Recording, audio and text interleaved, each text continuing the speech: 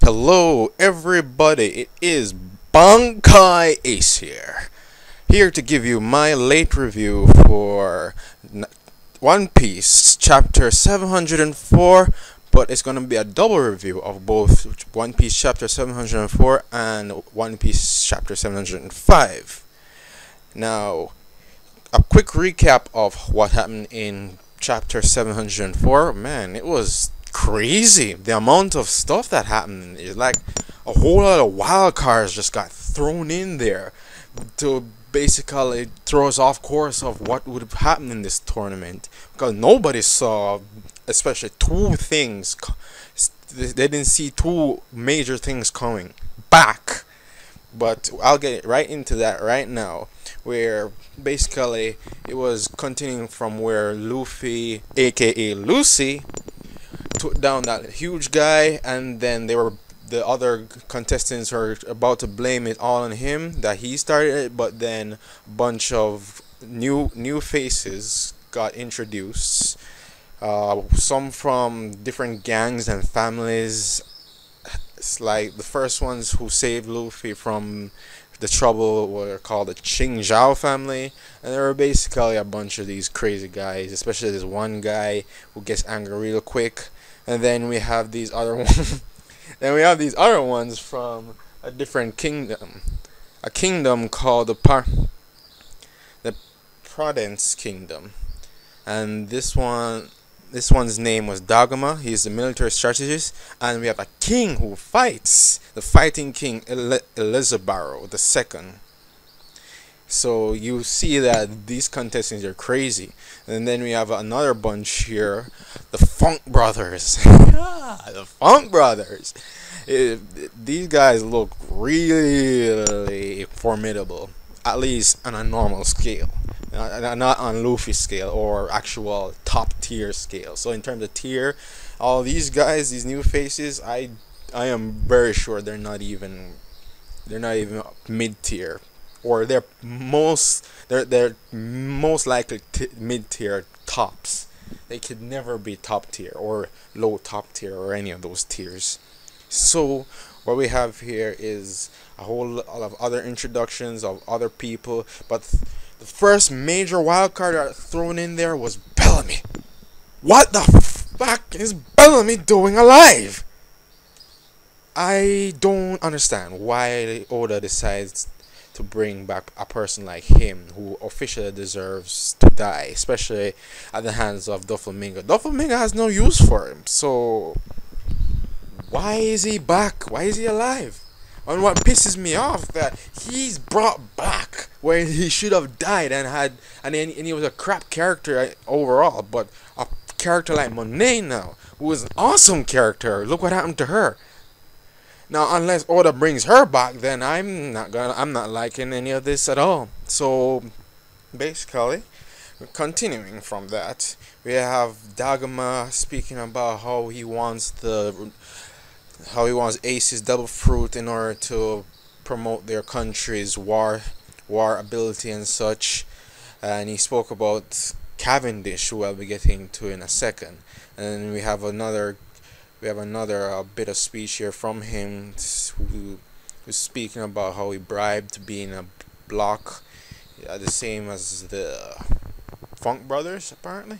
And we see that Luffy is put into block C, so he's C block, while we don't know what Bellamy's block is, but that's the case. And after Dagama's monologue there, we have Luffy being shown to the armory room where he's geared up, and the way he gears up is insane. He looks so beast in that scale mail and shield and sword. It looks like, man, if he was allowed to go in with that, that would be just the sickest. The amount of crazy stuff he could do with that sword and shield with his gum power. Oh damn. And haki. It's just because it's not allowed, but anyway, he doesn't really need that. So we continue on to seeing all these ladies fall into the ground, and it turns out that the one causing it is the next new face, and next new relevant face, I should say, or at least relevant for now, is Cavendish, pirate captain of the beautiful pirates. He's a little pretty boy who has a gripe against the Supernova because they stole his shine back when he was a newcomer to the new world 3 years before the end of Whitebeard's era and the rise of the supernovas. So he's jealous because they stole his fame and he wants to get it back by taking ACEY's devil fruit. Poor Cavendish, especially if he has to go up against Luffy. Speaking of Luffy, when Luffy was introducing himself to Cavendish, he went ahead and blurted out everything about him. He said, "I'm Luffy. I'm the man who's going to become king of the pirates." And then when all the others were just about to say, "Did he just say Lu?" And then he said, "Lucy! Oh, idiot! Don't refer to your name as Luffy. It's Lucy, you dumb idiot." This was the they know. So we continue on to where Cavendish was talking about how he wants to kill Straw Hat Luffy, and his burial count is over 200 million, and yada yada yada, and oh, I'm a big star, I'm blah blah blah, and the way he goes from pretty boy to crazy angry guy with those sharp teeth, yelling at Luffy in disguise, talking about how he wants to get back his shine when he takes the Murmur no Mi. So now we go on to the next relevant part of the chapter where we speak of Kairos, and in this segment we have the introduction of a new female character, Rebecca, and she looks pretty awesome. Well, can you blame me? She's half naked, yet at the same time she's one of the top gladiators, undefeated, so you know she's really strong if she can do all of that without having a devil fruit. So a lot of persons are probably saying that they are definitely gonna have her for a Straw Hat. So yeah, I see a lot of persons wanting that, especially people wanting her to have the Murmur no Mi and join Luffy's crew. But she was being taunted by all these other guy gladiators at the same time. She said that she wants to end all the taunting and all that. She wants to prove herself to be one of the strongest female gladiators ever, and to get that is to win the Murmur no Mi, and her block is the D block. Now here's where we go to the final wild card of the chapter, and I will say that is very unexpected, but boy, it seems to just up the ante of this arc right away, and it is the victory of this masked man in the A block who defeated the entire A block single-handedly in the shortest time ever, and it seems like it was Jesus Burgess, first captain, captain of the first ship, right, the first division captain of the Blackbeard Pirates, Jesus Burgess. And boy, we didn't see that coming, didn't see that one coming at all. So that's it for chapter 704. I'll be going to chapter 705 now. Alright, so in chapter 705, titled Maynard the Pursuer, it seems like we have the cover page revealing what happened from the last cover page, where that guy who fought X-Drake from Kaido's crew back in that little part where they showed the supernovas entering the new world, he took down the revolutionaries who were with Caribou. So that seems to be where it's going right now. But at the same time, this is basically showing a little story, the side story of what's happening on Caribou's end, because he's involved with Kaido, or he's where Kaido is and such. So basically, we continue on to where we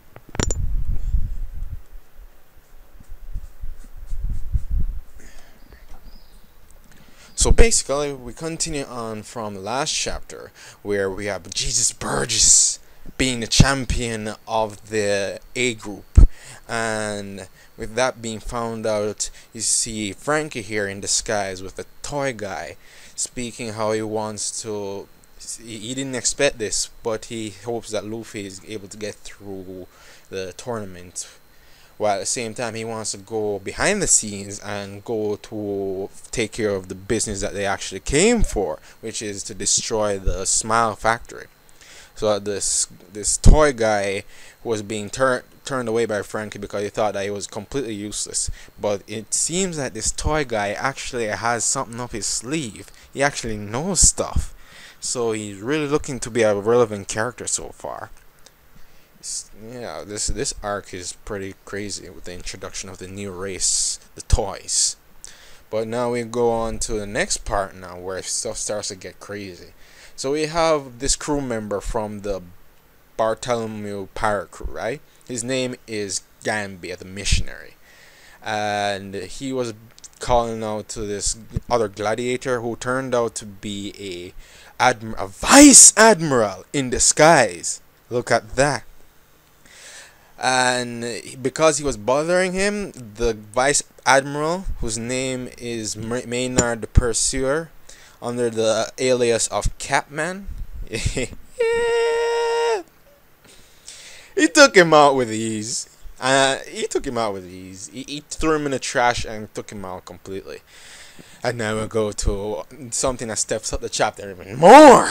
My God, this chapter. We go to the next part now, where we have the blind guy, the mysterious blind swordsman, in the Colosseum, and he's speaking how they should leave now because they see what's going on, especially seeing the reveal that Jesus Burgess is in the tournament. And once they step outside the Colosseum, the assistant of the blind guy gave him his coat, and the coat would have given it away right there. He gave it away for me and told me that this was indeed Fujitora, the new admiral. Wow. And it seemed like his real name is Ishao, I think so.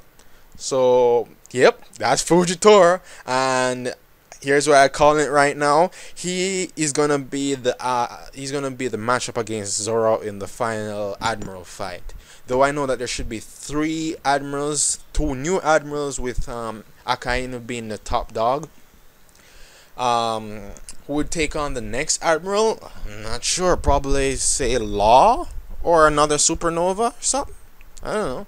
But basically that is it for that part, that big reveal that this is indeed Fujitora, which everybody practically predicted from a long time before. So now we cut to the next scene, where we have the rest of the Straw Hats, the Caesar delivery team, the Caesar exchange team in disguise, where, oh man, this scene right here with Caesar in disguise, with Law and Caesar have mustaches, Robin looking awesome, and Usopp looking pretty badass in that outfit he's got, that disguise. So basically they were talking about how Green Bits was once a place where people usually go to, but now it's uninhabited because of these fighting fish who are guarding the place, and they're so formidable that they take down ships, and even the bridge that they have, the iron bridge, was being damaged by them. So basically Green Bits is off limits to normal persons, but we know that the Straw Hat crew is gonna have to go there for their exchange and everything. So here we go. We have Caesar complaining that nope, he doesn't want to go there, and Usopp's agreeing with him, while at the same time Law's saying nope, we're going with plan. Sorry kids, but we're going with the plan. But before Usopp could snap at before Usopp could snap at Law any more than he already did, Robin told them all to shh.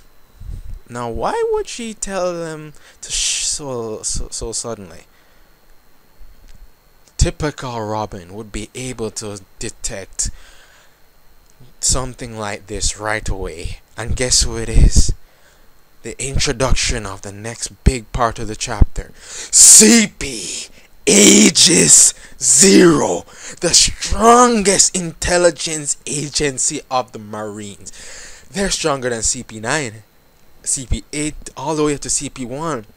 This is like in accordance to Toriko, where Biotope 0 is the strongest biotope of them all and such. So so as we see here, holy crap, CP0.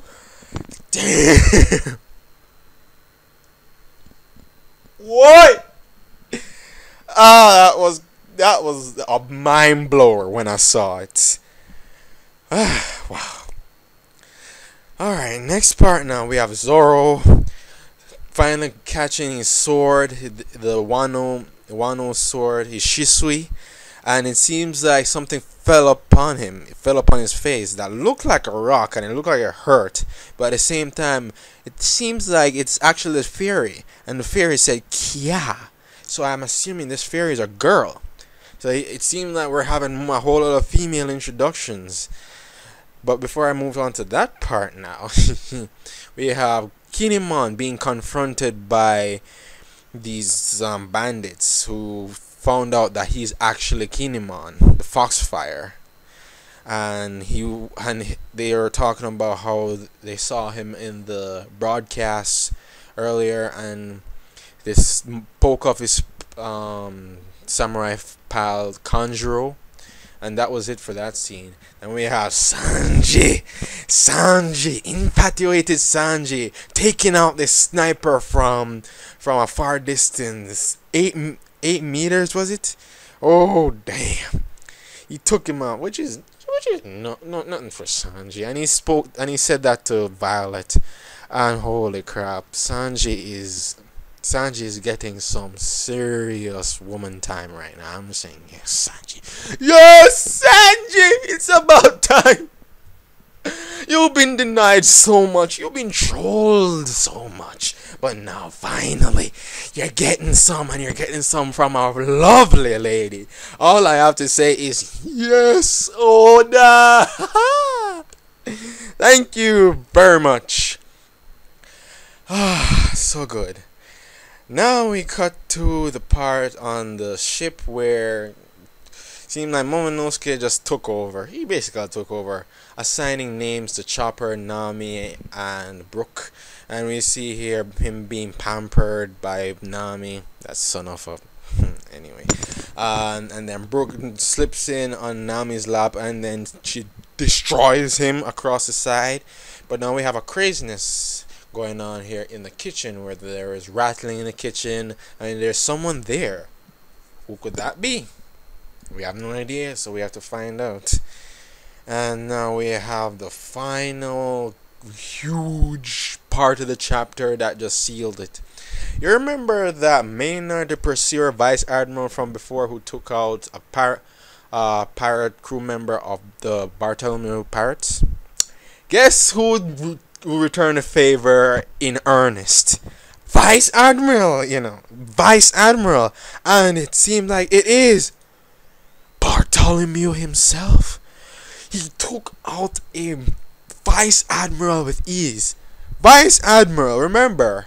Vice Admiral. So it's like, ooh, damn. Bartholomew is this badass right here now. Well, we don't know what's gonna happen, but it seems like we're gonna have quite a tournament arc for this Dressrosa arc. So I have to give this chapter a 5 out of 5. ACEY chapter of One Piece. Thank you, Oda. I loved it. And that is it for me. Bankai Ace here. See you all later and keep on acing.